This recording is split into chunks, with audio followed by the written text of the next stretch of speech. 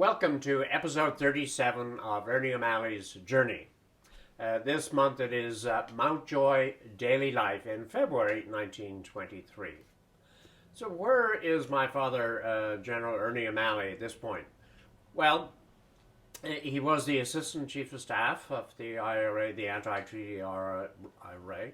He was captured on November 4 in Donnybrook and severely wounded, brought to Portobello Hospital, and then is now out in Mountjoy Hospital, Mountjoy Prison Hospital. So we're really examining today what is prison life like under the Free State for the Republicans. And the first reading is going to be a letter to Sheila Humphreys and from my father. And it was in her house, she was a member of Cumann and Lamon, and it was in her house, or her mother's house, that father was captured in November. So he's briefing her on what his life is beginning to look like in prison. She too is in prison at the same time because she and her mother were arrested for their participation in November 4. I've a cell to myself, for which I am rather thankful. I rather like this place, as I have my books and plenty of time to think. By right, I should have been shot some weeks ago, but as I am not showing any signs of improvement, and, if anything, am weaker than I was months ago, I suppose the Free State must wait until I am able to stand an elaborate trial.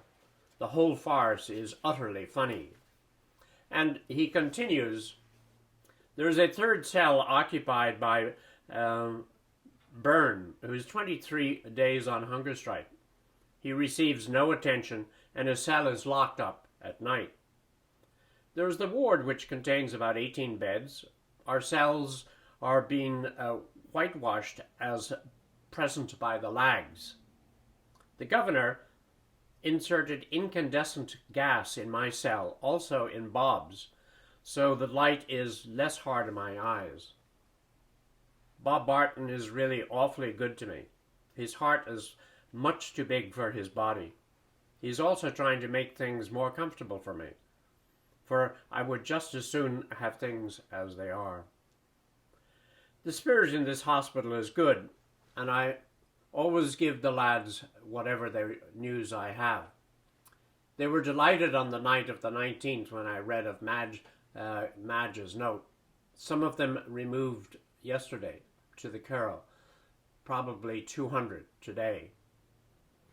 We are allowed to read the newspapers during the amnesty, and they cease today, as I expect they are getting 3 days before the end. So you can see the life of Ernie.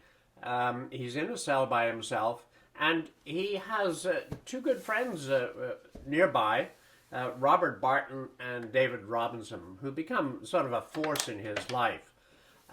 He doesn't know them before this, and he enjoys their company, and we take up the story of that relationship and also what it is, the daily routine of life in the prison. Again, we're reading from The Singing Flame. Bob Barton sat and talked in his quiet, gentle way, a mellow Oxford accent. David Robinson, tall, thin, and still worn from his European war wounds, came briskly in. He had managed to get a transfer from one of the wings on some slight pretense so that he could be near to Bob in hospital. Bob taught me chess, and we played a game each day. Then I was tired from the effort. Bob worked over chess problems hour after hour, or played with David in my cell. Soon I was able to get the stimulating, heightened sense that a piece of good play. Bob read to me and talked of literature and art. We discovered that we had interests in common. The bare walls took on another texture. A friendship was able to change their grimaces. He had been a landowner and a member of the Kildare Street Club. During the 1916 Rising, an officer in charge of prisoners. That would have been on the British side. He resigned from the army. Later, he was a friend of Collins and a Minister of Agriculture under the 1916 Republican Doyle. He had been imprisoned by the British but escaped from Mountjoy, then was recaptured and sentenced to penal servitude in the English prisons. He told me of the proposed revolt of the Irish in Portsmouth prison and the plans to seize the arms and then to fight. It did not come off. We were allowed to write a letter once a week, but might receive as many as were forwarded to us. Letters were heavily censored, passages scored out, and a pure puce pencil cut with scissors. My rank was carefully removed from parcels and letters. Frequently, reprisals on the part of the prison officers deprived of us of letters, parcels, books, laundry, and cigarettes. That was due to an increase of activity of our men on the outside, or to some particular kink in the mentality of the Free State cabinet. It seemed especially mean to deprive prisoners of privileges on account of actions taken by our men outside the prison walls. We had undergone underground communications with the four wings of the prison, with the women in Mountjoy, and with different internment camps, and with our own headquarters. In the women's prison, in the female hospital wing close by, Maura Comerford and Sheila Humfords had been on hunger strike. Concessions had been granted to them. They had made several attempts to escape. Copies of Unpublicta and general orders and instructions from headquarters were smuggled in regularly. I read orders to the men in the hospital. The daily paper was forbidden, but we always managed to get a copy and endeavored to read between the lines. New arrivals supplemented what information we already possessed, so that we were able to keep in touch with events.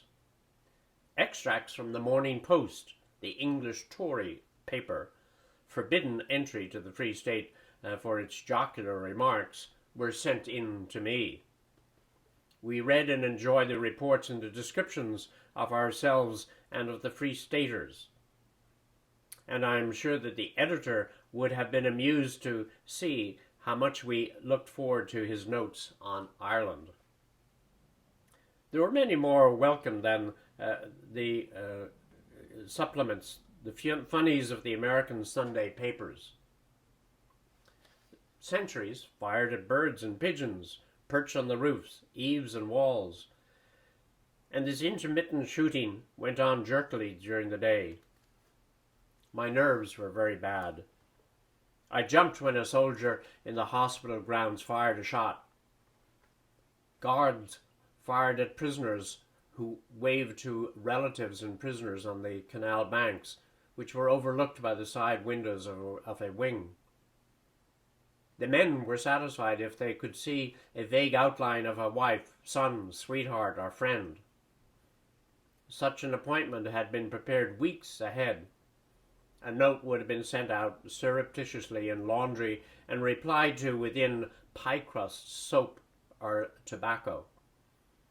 Some of the boys provoked the sentries by a jack-in-the-box appearance at recent cells' windows. They ducked when the sentry swung his rifle to the shoulder and came up again with a taunt after the bullet had hit off the walls or smashed against the window. At night, imagery attacks were beaten off with rifle and machine gun from the sentry posts. Now, that's part of the life, and there was another interesting episode which Father had in terms of his relationship with the church. Earlier on, the chaplain who had been sent in to see him had been tried to persuade him to take an oath to give up, and eventually just didn't come back. But here he is a little bit later, and let me continue the reading. The Catholic chaplain, Father Matthew McMahon, visited me by request of Bob Barton. Bob was not a Catholic, and I presume considered a possible convert. The chaplain came neatly dressed, silk hat in hand, and partly hesitant when he stood inside my door.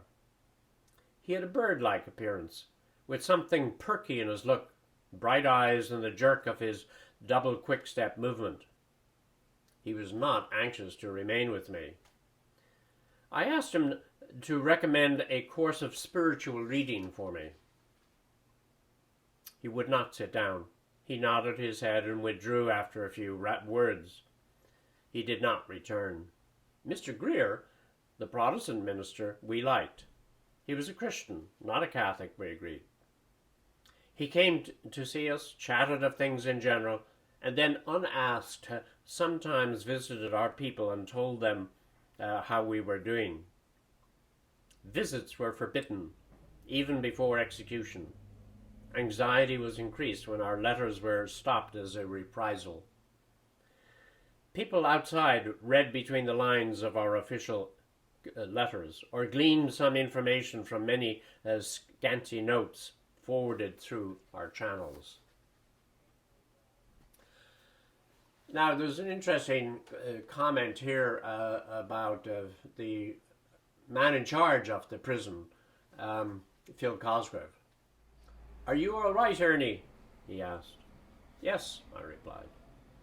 He walked over on heavy feet to my bed and looked down at me. "Would you like anything?" "That's for you to decide. I will not ask for anything." He held out a fat-fingered hand, slowly, as if he were afraid of a rebuff. "Will you shake my hands?" We shook hands. "Thank you, Ernie," he said. Slowly he turned and walked away. That evening, parcels of books and laundry, which had been lying in the office for some time, were delivered to me. Next day, a box of apples came carefully packed. I knew they had come from a good Tory orchard. The apples had each been cut in 4 and left to rot. So, I mean, those are some of the day-to-day stories of life in prison. But what was happening on the outside of prison? The Civil War had continued. Liam Lynch and communications were going between the outside and Ernie and other people. So they were in touch both by direct communication as well as the war newspapers. The insiders couldn't really influence what was going on outside, but at least the communications were coming in.